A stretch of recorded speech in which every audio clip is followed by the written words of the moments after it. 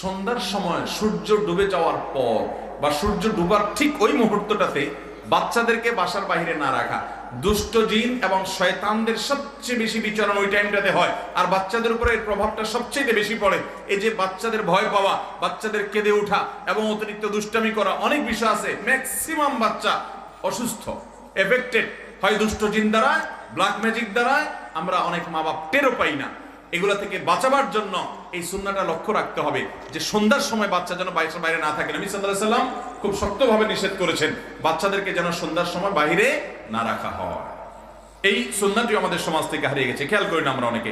38 নম্বর সুন্নাহ যেটা আমাদের সমাজ থেকে একেবারে হারিয়ে গেছে অথচ অতীব গুরুত্বপূর্ণ, সেটি হলো জুমার দিন আসলে, জুমার দিন শুধু না, জুমার রাতও যখন শুরু হয়, অর্থাৎ বৃহস্পতিবার সন্ধ্যা থেকে শুক্রবার সন্ধ্যা পর্যন্ত বেশি বেশি দুরূদ পাঠ করা। নবী সাল্লাল্লাহু আলাইহি ওয়াসাল্লাম বলেছেন, আকসিরু আলাইয়া মিনাস সালাতি মিন ইয়াউমিল জুমআতি ওয়া লাইলাতিল জুমআহ।